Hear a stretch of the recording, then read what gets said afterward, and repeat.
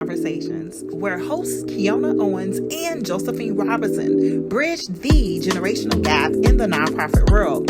Each episode dives deep into topics that bring diverse ages togetherness, sparking innovation, understanding, and collaboration.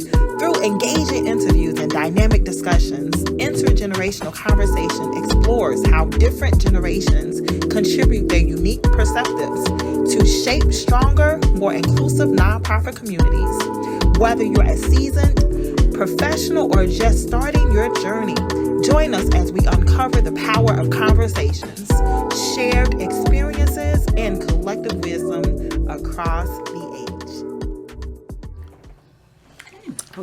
Awesome. Hey, y'all. Welcome. Good evening. Thank you so much for joining us tonight for Intergenerational Conversation. Today's conversation is about promoting intergenerational advocacy. Today we have with us our phenomenal co-host and my community mother, Josephine Robinson, and we have to my right Antoine Jr. and Pamela Dominguez. Awesome. Welcome. So today we're really going to dive into talking about promoting advocacy, guys. I have a lot of questions, and the first thing I want you guys to do is tell them about yourself. Well, I'm Antoine Seals Jr. I'm a child kid of the south side of Chicago. I'm a Chicago kid, number one. Son of organizers and also the lead steward and co-founder of Grow Greater Englewood, which was established almost 10 years ago by myself and Sonia Harper, who's the mother of Grow Greater Englewood, who's now our state rep, who's championing the state at the with local agriculture across the state. So there's been a lot of great work that's happening. And I'm a freedom fighter, a rebel rouser. What else? I'm a father, a husband. So I am a Baba. I'm Baba Antoine. So I take on many names, and I am always in the capacity of being a servant leader. Amen. Amen. Who to his left? Yes. Well, right. Right. That's what I was trying to figure out. Which way am I looking? Yes. Well, as I said, I'm Pamela Dominguez. I'm a native Chicagoan. I've spent the majority of my years in the Englewood community. I am a grandparent and a great-grandparent. I'm a mother of two. I have a deceased son now. But I have been in Englewood for, like I said, since 7th grade. Wow. Went to grammar school, high school, and college in Englewood. Wow. And been to different universities. But all of those years, I think from the age of 12, I have worked in the community.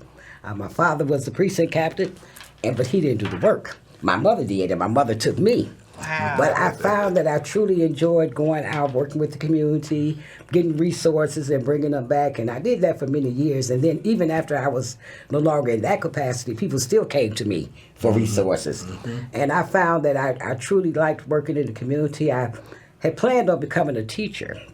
But one day the Holy Spirit said, no, go into social services.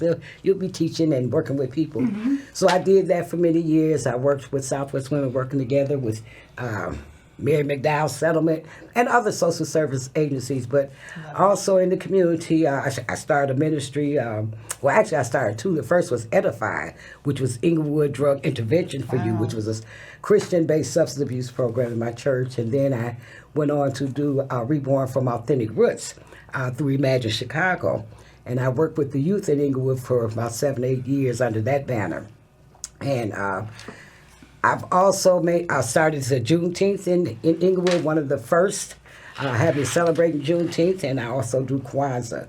And I'm also a founding member of Sisters in the Struggles with Josephine Robinson, and I also work closely with her, Cradle to Success, her and Keona. Yeah. So I've just loved the community, love the people. And, I have a question. One of the things that we are interested in, intergenerational speaking, you said a little bit about your dad. If you could say a little bit about what your dad did and how you got in. And Pam said a little bit about her but how you got into to the importance of intergenerational from you being a recipient of your The legacy. Legacy. That's the word I'm looking for. So the legacy for me, it's on both sides of the family. Okay. My grandmother, who was a True Squad mother. True Squad. Tell me that. So the True Squad were mothers on the South Side who helped desegregate Chicago public schools. Back in the early 60s. Okay. My grandmother from Grenada, Mississippi, Mattie Postel. And several others who helped start Operation Breadbasket and TWO. Okay. So all of those, I come up out of that space of people whose names folks do not know, who are the real worker bees who make things happen. Okay. And then I am Antoine Seals Jr., so my dad is senior. And he spent most of his life initially as a football coach at Hyde Park and Hirsch and Simeon, and so I grew up in that environment as a shorty, and then as the other part of my shortyhood was doing, I was at my after-school program was at Operation Push, and then in about 10 or 11, 12-ish is when the whole the first Harold Washington campaign started. Okay. And my dad was his Southside field captain or organizer, so he was heavily involved in both that campaign and Eugene Sawyer's campaign. Oh, wow. So I was around all of those meetings, all those great people in our city, and those stories, that legacy. So it's so important to, number one, know your history. Yes. And to be able to pass that history on, our legacy. Yes. And for me, I would just end by saying that history is also what saved my tail from falling all the way off into the cesspool of ghetto mania, is what I call it. Oh, wow. That pulled us out in the 90s that wanted to, you know, think of the street code as the way of life, which is not. But I was not doing well at high school. I got kicked out of one high school, went to another, and I graduated from Hyde Park. But in that process, in my failing year, which I kind of came back, I did a show called Know Your Heritage. And Yes. And Know Your Heritage changed my life, the trajectory. Okay. Wow. Because it was the first time that I took accountability for my own life. Okay. Yes. And my dad couldn't, straighten me out with the belt or the knuckle. And that wasn't going to be, he whipped my tail another way mentally to stand up and say, you have to be accountable for your own name and your own, I've done everything I can to lift you up. So that is so important, that legacy, and I hope to do the same for all of my sons and daughters who aren't all mine biologically, but that's what, I try to take care of them and protect them and, pass on the history of the legacy of what they're connected to. That's amazing. Amazing. Okay, Pam, just a little bit. Well, my background is not as illustrious as my colleague sitting next to me. However, the political part played a big role because, as I stated earlier, because my father had the job, we did the work. But I found, and I've said this over the years, when my mother would say, "Come on, Pam, we need to go out," I don't care if it was cold, raining, hot, I always went. And that aspect really, really opened up my eyes to people, their needs in the community, made friends, the older people as well as the younger people. And I think about my mother tells the story that when I was a little girl, she said that people would, we'd go to the store and she'd have myself and my sister and people would speak to us and I would hide behind her dress. Okay. I wouldn't speak. She said, but let somebody be laying in the street, in the gutter, don't even know what day it was. She said, I would go over and say, hi, mister, are you okay? So I've had that heart for people, I guess, all the time. And we were at an event yesterday for recognizing grandmothers.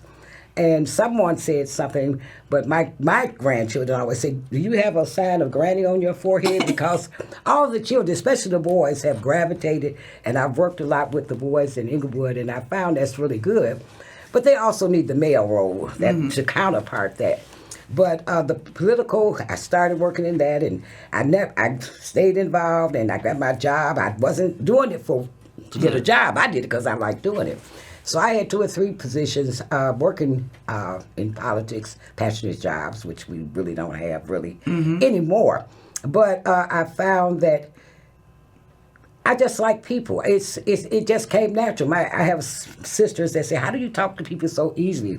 And I just don't know. I guess it's a gift to even reconnect over the years back with people that I've known for years. So my mother, I would have to say, would be the instrument that took me out and molded me in that way to meet people, talk to people, and then church help too. Working in church, volunteering in church, all of that. Okay, Keona, what's your next question? Hey, I mean, like, today's topic was really about, like, promoting advocacy. So, like, you guys share some gems about your background, and I think that leads to promoting and helping people raise their voice. So, like, define advocacy and what benefits have you guys found with uniting people together? For me, I think that is fundamental to a lot of the work that we continue to do. Yeah. Advocacy, activism, they're hinged on the same barbell in that sense. Making room for us to kind of understand the processes that are happening in our government. Yeah.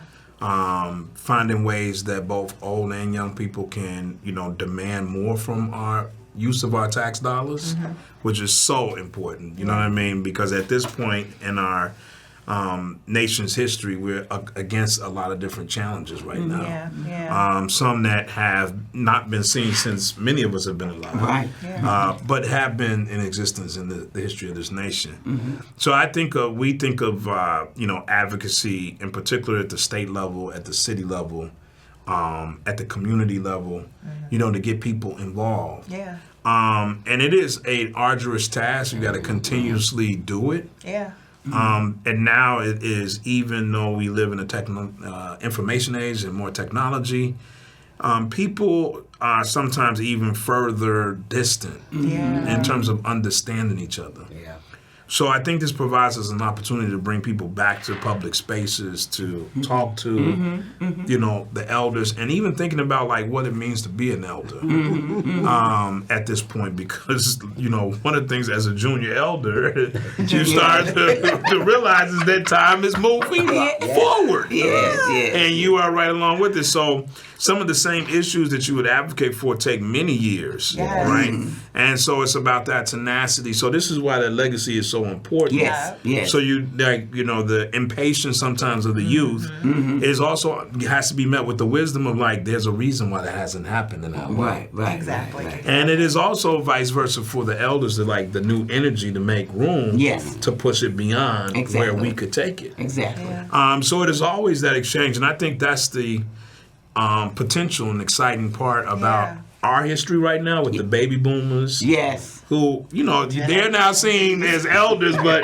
in my mind, I still see you all as the Soul Train generation. Yes. Right? The people who had the cool afros. Yes. Us kids who were looking up to you all like, oh, I can't wait to be an adult. Yeah. And now you look like, oh, wait a minute. I'm the one that's, You're right. I'm at that midpoint, right? Yeah, right. So I think having more opportunities to connect with people is so important, to build advocacy campaigns, to be able to challenge, and advocacy kind of propels, and whether it's an issue or also is the backbone of politics. I agree. Pam?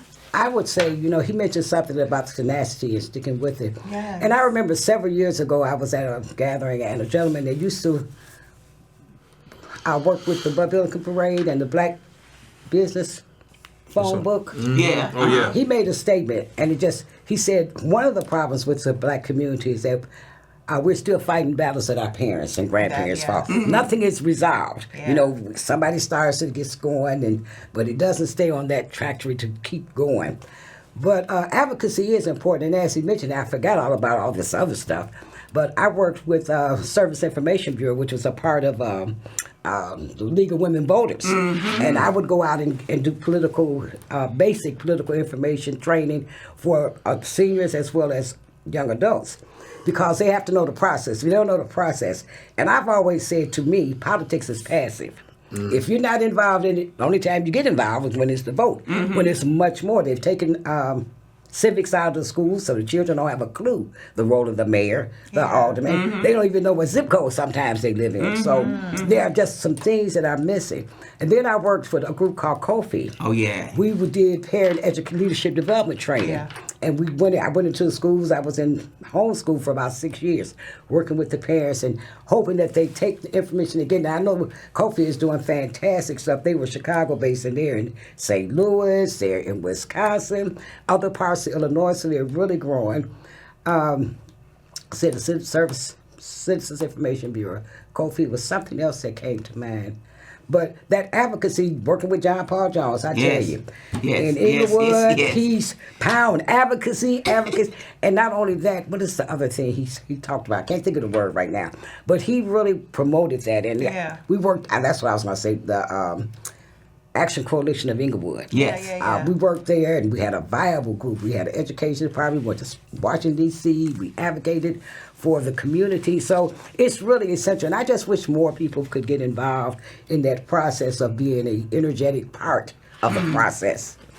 I'm glad you mentioned that. I really wanted to talk about that lead to like coalition building, like leading to uniting communities. How do we get the younger generation to understand the importance of their zip codes? You said something so crucial, which is the kids don't even know what community they live in or what zip code they are residing in. So, like, how do we connect the dots and get them a part of the building?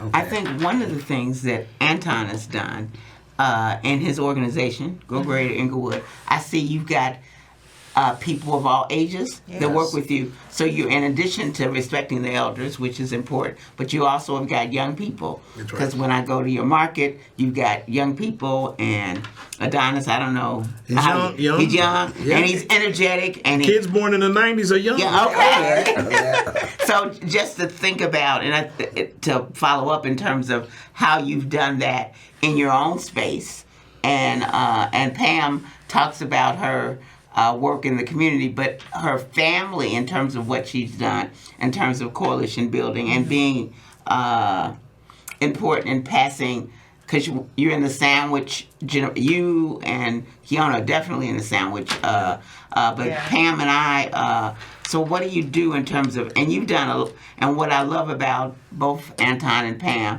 they really do work with their groups, but they also are coalition building. Yes. So nothing happens in Englewood that Grow Great Englewood is not supporting. Right. No, I mean, we try to, one is I kind of always think about like being young and how things were said about young people then. It's the same thing. Right. Mm-hmm. And I think of it in the ways of that it's not so much of what's lacking, it's what's already there. Exactly. So I often try to watch and guard my own tongue about like what we don't do or what we don't have. Like a lot of our young people are brilliant. Yes. They are. They are. They're right there. You know what I mean? Yeah. So I oftentimes that helps me like use an asset-based kind of, like looking at, and we do a lot of work in the soil, in the land. And part of it is like there's space for everybody. Yeah. And so the work that we're doing is like, where we see rubble or neglect, that's an opportunity also for us to kind of build. Right. And envision. And so when you make space for young people and you give them the ability to grow. Mm-hmm. So leadership in my mind is also us helping to cultivate new leaders. Yes. I love that. Yeah. And to be able to pass forward what we know. And to be able to continue to learn and exchange because, we come from a space where you read and like you're learning something new every day. Right. And you want to remain open to like, I could be wrong. Right. Yeah. Right. And that missed wonder of life can keep you youthful. Yes. Because, sometimes what happens to us older folks is like we've been there, done that.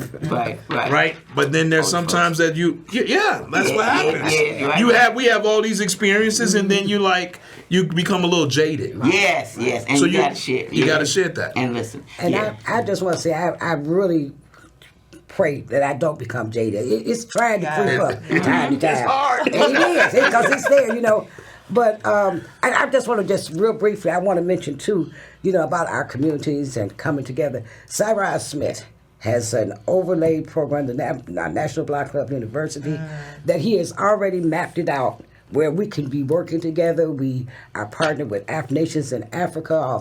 We have 20 zip codes that we work with. We have a cadre of professional people, over 100 that we link the young people to so that they can mentor if they want to go in the field, or they can go and hear them speak or chat them. Yeah. So we have some things, and it's just making sure that all parts of our communities are aware of what's there so that we can. Yeah. We don't all have to be on the same page. We hear that all the time. Agreed. A book is not one page. Exactly. A book has chapters and indexes and all that other stuff. But we need to be a part of the book so that we know where to go. This is a resource we can look. We can do this. Everybody doesn't fit everywhere, so find your niche and become a part of it. I think you have developed a coalition with Imagine Englewood If. And our We Grow. And you got a newsletter, and you got, so I think that might be good because I think that's a space where you got, because Michelle, who grew up in Englewood, came back from college, and she's doing marvelous things, and you got other people, and then Pam with, how do they contact people like Sharon? Because people haven't heard, in terms of the intergenerational, and I think both of them do a good job and coalition building. Yeah. Well, they do, and even they had 7 daily habits. Sunday is Family Day, Monday is Safety Day, Tuesday is Education, Wednesday is Economics by Black, Thursday is Friday is Seniors, Saturday is Youth. What is Thursday? What am I missing? Health. Mm-hmm. So there's a day for each one where everyone is encapsulated in that process. Yeah. And how do people get in contact with Tyrone? His number is, they can go to the webpage, nationalblackclubuniversity.com. All right. Nationalblackclub.com. Okay. Well, we have 1 minute, y'all. That's what this goes fast. Darn, the time is escaping. Please share how people can reach you real quick. Here's Grow Greater Englewood. To the CAN TV audience, not even sure if it's channel 19 anymore, but 21 now. Okay, old school. I'm old school. But we're online at growgreater.org, and you can look us up on social, Instagram, Facebook, same Grow Greater Englewood. We can't grow without you. Absolutely. And what about Sisters of the Struggle? Basically, I want her to tell about Black Club. Okay. Tell them about Cyrus, nationalblackclubuniversity.com. Cyrus Smith. He's on Facebook, YouTube. Just put in National Black Club University and it'll pop up. And so both of them are doing intergenerational advocacy, and they're teaching young people and also learning from older people. Yes. And that's what it's about. Mm-hmm. Absolutely. I love it. So first of all, thank you guys for joining us this evening. Thank you. Time flew away. Yes. When you have great conversations, that's what happens. Yes. So we want to invite you back here. 2 weeks we'll be at the same place, same time, 7 p.m. And I think that date is the 4th, which is September 22nd at 7 p.m. we'll be here. And in addition to that, we also want to invite you. All of us are children in the fruit of Englewood. I grew up in Englewood, went to Robeson. This Saturday, y'all, we will Englewood be... Music Fest. Yes. Be there. What time does it start? It starts noon to 8, and they have a resource fair in the beginning. At Kennedy King College. In addition to that, Touch Gift Foundation will be hosting our community engagement in collaboration with Highland. This is our 4th year. We'll be at 640 East 79th Street. The flyer should be popping up shortly. That is 640 East parking lot. And we have our book club, Sisters in the Struggle. We have our book club September 20th at Kelly Library from 1 to 3. 1 to 3. Ernest Krim, How Black History Can Change Your Life. Awesome. All right. Thank you. Thank you for having us. Thank you. Thank you for coming. It goes fast. Thank you for the work you do. Yes. Awesome. Yes. See you guys again on the 22nd at 7 p.m. Yes. Thank you. Love you. Bye. Where hosts Keona Owens and Josephine Robinson bridge the generational gap in the nonprofit world. Each episode dives deep into topics that bring diverse ages togetherness, sparking innovation, understanding, and collaboration. Through engaging interviews and dynamic discussions, Intergenerational Conversation explores how different generations contribute their unique perspectives to shape stronger, more inclusive nonprofit communities. Whether you're a seasoned professional or just starting your journey, join us as we uncover the power of conversations, shared experiences, and collective wisdom across the